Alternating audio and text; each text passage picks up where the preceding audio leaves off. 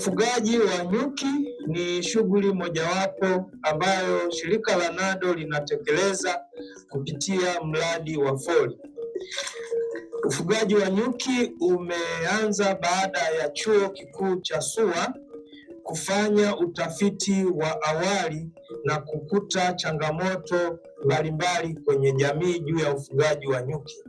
Lakini pia vijana na wanawake hawajihusishi katika ufugaji wa nyuki, lakini pia kiujumla jamii haina uelewa juu ya faida zinazotokana na ufugaji wa nyuki. Kama shirika tunatekeleza mradi huu wa FORI kwa kuhakikisha tunatatua hizi changamoto zinazojitokeza kwa jamii. Kwanza, tunafundisha wafugaji wa nyuki juu ya ufugaji wa kisasa. Kama shirika tumeweza kutoa mizinga ya kisasa ambayo ni kwa ajili ya utafiti. Wakulima wataona na watalinganisha na mizinga yao ya kienyeji.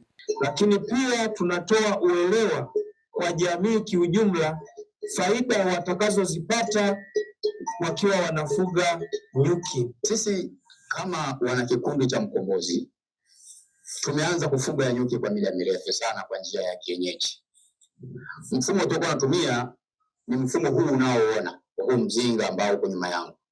Ufugaji wa kienyeji tunafuga kwa maana ya kukata magogo ya kufugia, tunakatakata, tunalipasua, ndani yake tunalichokonoa, tunatoa mchafu yale, tunatupa huko, linakuwa linachumba mle ndani.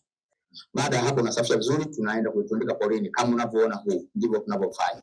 Lakini baadaye tukaanza kupata elimu kwamba mnapokuwa mnakata magogo pia mnakuwa mnaharibu mazingira. Hata ulinaji wake tunalinda kupitia njia ya kienyeji, vile vile tunatumia mioto. Tunapokuja kupakua hapa, ina maana lazima nipike moto ya kipembeni. Nikishakoka moto huo, ninasogeza kuziunguza zile nyuki. Nikishaziunguza zile nyuki, ina maana napata fursa kufanya kutoa mazega.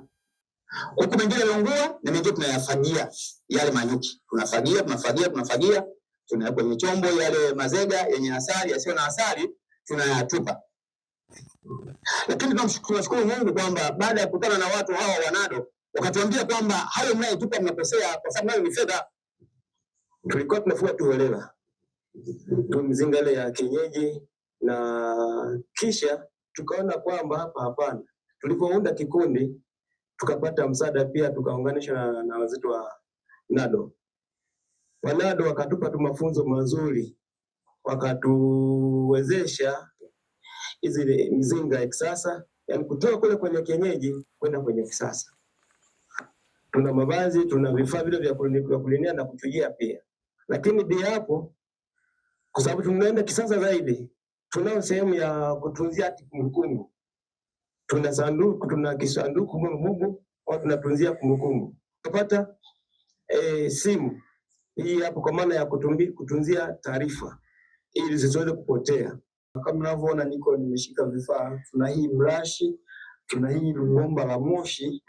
Zamani kama alivyoeleza mwenzangu kwamba kulikuwa kuna njia za kienyeji, lakini tukaamua kutumia hizi njia za kisasa. Kwa ukishaenda kwenye mzinga wako, unatumia hili bomba la moshi kama unavyoona hapa, utaweka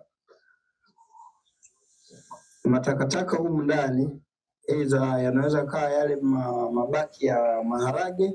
Ukishaweka unatia moto, basi hapa nimeshatia tayari, na ndio maana kuna baadhi ya moshi unatoka.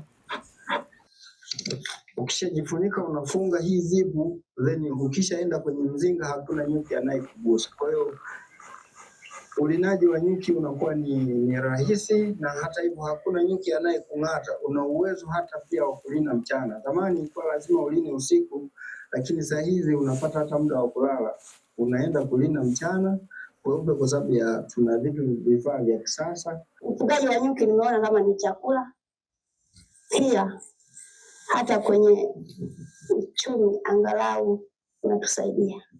Mwanzoni kabla sijaungwa na hichi kundi, nilikuwa nafanya bodaboda, na msimu mfano mvua baada ubaruku sangu kwenye mbondeni huko mambo mpunga, lakini nafikiri baada ya kuunga na hichi kundi mikono zangu hapa, sababu faida ni iko hapa. Sababu kwa mzinga, mtu akiona mzinga hapo asogelei, kwa nakaa mbali na maeneo ya misitu. Na pili, tunaweka mizinga yetu kutokana na zile mizinga tunagawa vyanzo vya maji. Kwa nyuki wanasaidia kulinda labda misitu na vyanzo maji vinakuwa sehemu salama. Ng'ombe naye hawezi kuingia ile sehemu ambayo tumefugia nyuki. Kutokana na huu mradi jamii imeupokea kwa mikono miwili. Kwanza, mbinu zinazotumika ni rafiki na zinasaidia kuweza kuongeza uzalishaji, lakini pia jamii yenyewe inatekeleza kwa vitendo, kwa kuona mabadiliko kwenye afya ya udongo kwa kutumia mbolea mbalimbali, wanaona kwa vitendo. Hivyo mradi huu mapokeo ni makubwa, ingawa kuna baadhi ya mbinu tunazozitekeleza kuona matokeo kwa haraka imekuwa ni vigumu. Mradi unaelekea mwisho, bado hatujaona matokeo ya kilimo msitu, kwamba kuchanganya mazao na miti mbalimbali ni matokeo yapi yaliyobadilika. Hivyo nitoe tu wito kwa wadau mbalimbali kuona ni namna gani tunaweza kuendeleza kusimamia mbinu hizi tulizozianzisha kwa wakulima ambazo bado hazijaleta matokeo, ili tuje tupate matokeo yaliyochanya, ili na jamii nzima waweze kuiga na kutekeleza kwa vizazi vya sasa na vya baadaye kiujumla.